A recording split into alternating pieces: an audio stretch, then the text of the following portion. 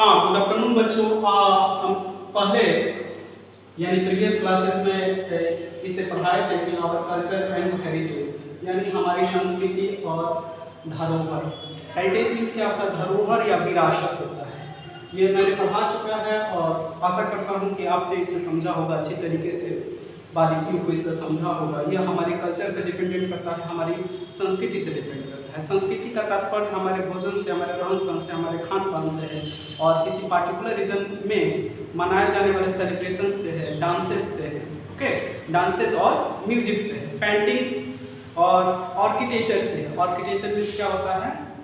विभिन्न प्रकार के, जैसे मंदिरों का आपने बनावट देखा होगा पार्टिकुलर विशेष पर। इंडिया में, नॉर्थ इंडिया में जाओगे तो हम लोग नॉर्थ इंडिया में रहते हैं, तो यहाँ पर जो मंदिरों की बनावट होती है, चाहे मकान का जो बनावट स्ट्रक्चर होता है, आप माउंटेन रीजन में जाओगे तो वहाँ पर स्लोप वाइज होता है, ठीक है, स्लोप वाइज होता है, जबकि हमारे यहाँ फ्लैटेंड होता है।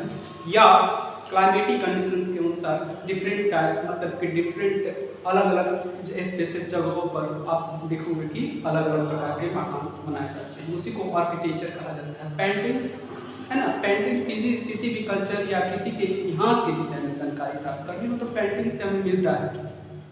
हम जिस कल्चर को कैरी करते हैं, जैसे हमारे यहाँ भोजपुरी और different type of Hindi, Sanskrit, ये सब कुछ भाषाएं हैं। संस्कृत क्या है? हमारे जो भी वैदिक साहित्य है, चाहे धार्मिक साहित्य है, वो संस्कृत सबसे पुरानी भाषाएं हैं, उसमें लिखी जाती है। इसी तरीके से आप जब साउथ इंडिया में जाओगे तो वहाँ पर पुरानी भाषाओं में तमिल है और डिफरेंट टाइप ऑफ लैंग्वेज है। मैं इसे पढ़ चुका हूँ, आपका क्वेश्चन आंसर यहाँ पे क्लियर करना है।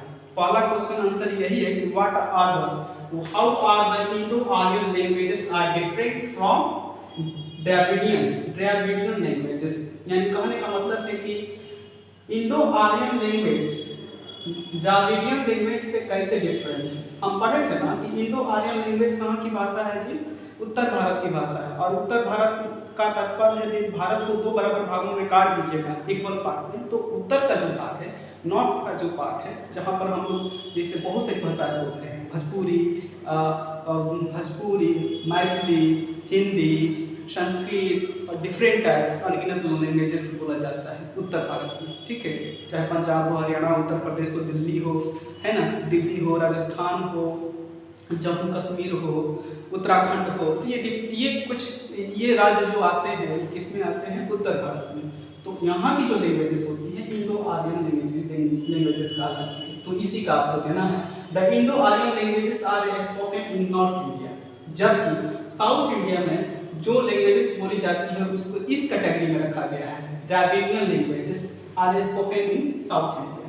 नेक्स्ट क्वेश्चन क्या है ना, ये पहला क्वेश्चन का आंसर है। दूसरा क्वेश्चन है, name the oldest languages of India. Bharat की सबसे पुरानी भाषाएं कौन कौन सी है? तो भारत की पुरानी, सबसे पुरानी प्राचीनतम भाषा है वो संस्कृत है। साउथ इंडिया, भारत की प्राचीनतम भाषाएं संस्कृत और Tamil are the oldest languages of India. Sanskrit and Tamil are the oldest language of India. Okay? इसमें कोई संशय नहीं है, बहुत ही क्लियर कट है आंसर। तमिल और संस्कृत भारत की सबसे पुरानी भाषाएं हैं। और नेक्स्ट जो क्वेश्चन है, on which occasions folk dances performed? folk dances होता है, यानी इसको हम कह सकते हैं कि वो डांस जो किसी पर्व त्योहार के अवसर पर या फसली पर्व, जैसे कोई फसल बुआई होती है तो या पक जाती है तो काट कर लोग घर में लाते हैं, तो उस दौरान जो पर्व मनाते हैं और उस समय जो सेलिब्रेट करते हैं, डांसेस करते हैं, उसी को हम लोग फॉल्क डांसेस हो। या शादी विवाह को बच्चा जब जन्म लेता है तो जो बधाइयाँ गाती हैं स्त्रियाँ, है ना, वो उस समय जो डांस करती है उसको फॉल्क डांस के अंतर्गत या कैटेगरी में रखा गया है। देखो तो फॉल्क डांसेस देखो लिखा हुआ है, on which occasions folk dances performs, किस अवसर, occasions मींस क्या होता है? अवसर होता है, या किन किन अवसरों पर folk dances परफॉर्म किए जाते हैं, यानी नाचे जाते हैं। ओके, इसका आंसर है the folk dances are performed, है ना, performed on every possible occasions to celebrate arrival of the seasons। कहने का मतलब है कि folk dances परफॉर्म किया जाता है किसी विशेष अवसर पर, है ना, जैसे कोई सीजन आता है ना, हमेशा मौसम, ये विंटर विंटर, ये क्या चल रहा है, अभी ठंडा का मौसम चल रहा है, इसको हम विंटर सीजन्स कहते हैं।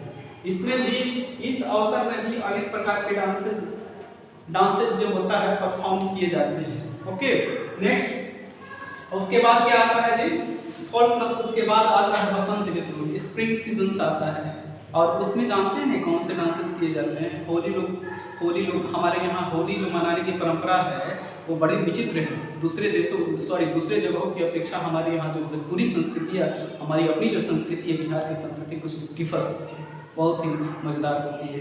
सब जगहों का, पार्टिकुलर जगहों का जो होली मनाने या जो त्यौहार मनाने या डिफरेंट टाइप ऑफ एक्टिविटीज जो करते हैं, सेलिब्रेटेड जो मनाने का तौर तरीका है होता है वो अलग ही होता है। यहाँ पर तो रीति परिवर्तन होता है, तो जो गाने गाए जाते हैं वो भी बहुत ही डिफरेंट होते हैं, विचित्र होते हैं, हमारे अंदर एक नया उमंग पैदा कर देता है। तो देखो ये कौन सा है, क्या क्या दिया हुआ है, अराइवल ऑफ द सीजन्स, जब ऋतु बदलता है तब, नेक्स्ट या नए ऋतुओं का आगमन होता है तब होता है, sowing harvesting of the crops, और जब हम बीजों को बोते हैं ना, कोई फसलों को बोते हैं तब, और the birth of the child, जो बच्चों का जन्म होता है, जब नया बच्चा जन्म लेता है तो उस समय जो बधाइयाँ गाया जाता है, छठियार होता है, चाहे अन्य भी जो भी सेलिब्रेट हम लोग मनाते हैं। तो आजकल तो केवल खाना पीने का ही प्रोग्राम रह गया है ना, लेकिन पहले ऐसा नहीं होता था। पहले अनेक प्रकार की बधाइयाँ और सारी देवी देवताओं आध्यात्मिकता से ओतप्रोत रहता था। हमारी जो भी होता था, हम ईश्वर को समर्पित भाव से जो गाने गाते थे वो आपस में प्रेम और भाईचारे का रूप ले लेता था। आज वो नहीं है, केवल भोजन पर करने जाते हैं, पार्टियां मनाते हैं, तो वो सीमित रह गया है। नेक्स्ट, और ऑन फेस्टिवल्स, और भी बहुत सारे पर्व हैं, जो भी पर्व आता है उसके अवसर पर जो डांसेस परफॉर्म किए जाते हैं, चाहे ऑर्गेनाइज किए जाते हैं, सब फोक डांस कहते हैं, बताते हैं। ठीक है, ओके, अब नेक्स्ट सर, हाँ, नेक्स्ट क्वेश्चन है question number 4, what are the two types of Indian classical music. Question है, what are the two types of Indian classical music. Answer इसमें है Hindustani music and Carnatic, CRANATIC, Carnatic music are the two types of Indian classical music. अब next है fill in the blanks, तो fill in the blanks आप लोग अपना book निकाल लें। जो ऑप्शन है caves, constitutions, worship and Carnatic. पहला इसमें जो है बी का पहला, the dash of India recognise 22 languages, 22 languages, तो इसमें होगा कॉन्स्टिट्यूशंस होगा, वन में पहला होगा constitutions of India, the constitution of India recognise 22 languages. 2 number, dash music developed in the south, कौन सा म्यूजिक है, कार्नेटिक म्यूजिक, देखो तो यही है ना Carnatic music, Carnatic music developed in south, है ना। नेक्स्ट क्वेश्चन यहाँ पर थर्ड है, Indian classic dances began as a form of dash, began as a form of dash, यहाँ पर होगा worship. Indian classical dances began as a form of dash, यानी worships, हम अपने ईश्वर को अपने ईश्वर को सब सर्वप्रथम प्रणाम करते हुए जो डांसेस प्रणाम किया जाता है ना, उसी को Indian classical dances began as a form of worship, worship mean पूजा करते हुए, प्रणाम करते हुए। नेक्स्ट 4 है every early man used to draw picture on the walls of the caves, है ना, यानी आदि जो मानव है जो जंगलों में रहते थे वो उनको पिक्चर बनाने का शौक किया हुआ होता था, है ना, तो वो लोग गुफाओं के, जिस गुफाओं में रहते थे वहीं पर आग जलाकर गुफाओं के दीवारों पर चित्र बनाया करते थे, जो अभी प्राप्त होता है, अभी हम लोग को प्राप्त होता है, वो हजारों वर्ष पुरानी है ना। तो क्या early man used to draw picture on the walls of the caves. Next है सी में match of the flowing columns, यहाँ पर देखो तो कॉलम ए और कॉलम बी है। कॉलम ए में है हिंदी, भांगड़ा, लावणी और यक्षगणम। पहला है हिंदी, और कॉलम नंबर बी में है महाराष्ट्र, देवनागरी स्क्रिप्ट, पंजाब और कर्नाटका, पंजाब एंड कर्नाटका। हिंदी कहाँ बोली जाती है जी, जरा ध्यान दीजिए, महाराष्ट्र, और बी में है देवनागरी स्क्रिप्ट, सी में है पंजाबी, पंजाब एंड कर्नाटका। भांगड़ा कहाँ का नृत्य है भाई, पहला हिंदी, महाराष्ट्र, लावणी एंड यक्षगणम। लवनी एंड महाराष्ट्र। सर जी थोड़ा सा और अप कीजिए। हाँ देखो तो मैंने अब फिल इन द ब्लैंक्स पर तुम्हें चर्चा बताया है। यहाँ पर पहला जो है फिल इन द ब्लैंक्स में, the dash of India recognise 22 language, तो कॉन्स्टिट्यूशन हो जाएगा ये कॉन्स्टिट्यूशन से। दूसरा का dash music develop in the south, यानी कार्नेटिक म्यूजिक होगा यहाँ पर। ओके, 2 नंबर में कार्नेटिक म्यूजिक होगा। और थर्ड में Indian classical dances begin as a form of worship. Worships देखो तो इधर कहीं फिगर भी दिया होगा, देखो तो कैसे लगभग प्रणाम करते हुए, है ना, प्रणाम करने की मुद्रा में ये अलग अलग मुद्राएं यहाँ पर दिया हुआ है, जो नहीं है उस तरीके से यहाँ पर। अब नेक्स्ट है वर्शिप और फोर्थ में है कैप्स, यानी कहने early man used to draw picture on the walls of caves. अब next of matching, column A and column B. See पहला है कॉलम ए में हिंदी, दूसरा भंगरा, तीसरा लवनी और चौथा यक्षगणम। यक्षगणम। और इधर जो दिया है कॉलम बी में महाराष्ट्र, देवनागरी स्क्रिप्ट, और सी में है पंजाबी, और डी में है कर्नाटक। यहाँ पर देखो तो मैंने सामने भी लिख दिया है ना, इसका क्या होगा। वैसे भी एरो से भी मैंने शुरू कर दिया है। जैसे हिंदी जिस लिपि में लिखी जाती है, वो जिस स्क्रिप्ट में लिखी जाती है, देवनागरी लिपि में लिखी जाती है। भांगड़ा जो डांस है वो पंजाब में बोला जाता है ना, ये 2 नंबर का होगा, सी का 2 होगा, है ना। और देखो तो लवनी, लवनी महाराष्ट्र का, लवनी का संबंध महाराष्ट्र से है और यक्षगणम का संबंध कर्नाटक से। ओके बस, ओके।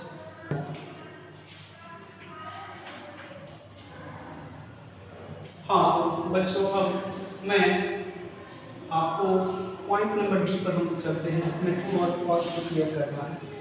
ट्रू और फॉल्स को क्लियर करना है।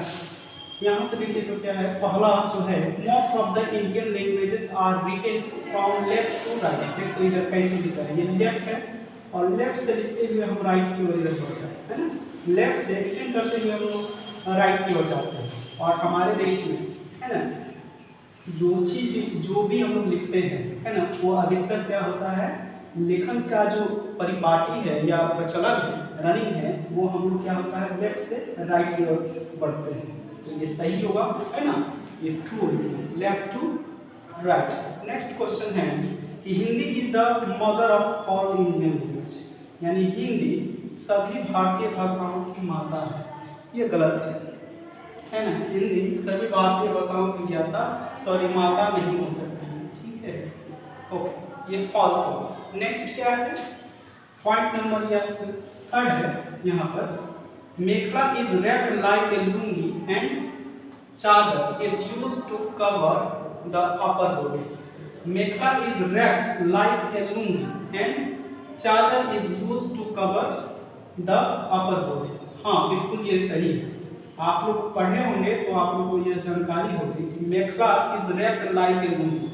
मेखला स्त्रियों द्वारा पहने जाने वाला वस्त्र है, जो खास करके नॉर्थ ईस्ट असम में जो वस्त्रों का महिलाएं जो वस्त्र पहनती है, या केरल की तरफ चलते हैं साउथ इंडिया में, तो जो स्त्रियां पहनती है, एक नीचे वाला जो पार्ट होता है बॉडी के, कमर से नीचे वाला पार्ट, है ना, वो लुंगी टाइप का अपने बॉडी को कवर कर लेती है, और ऊपर में एक और चादर का प्रयोग करती है, जो ऊपर से यानी ये कंधे से लेकर नीचे तक का पूरा जो बॉडी है वो कवर करती है, उसे हम लोग चादर कहते हैं। चादर use to cover the upper body, ऊपर बॉडी का ऊपर वाला जो भाग है ढकने में करते हैं।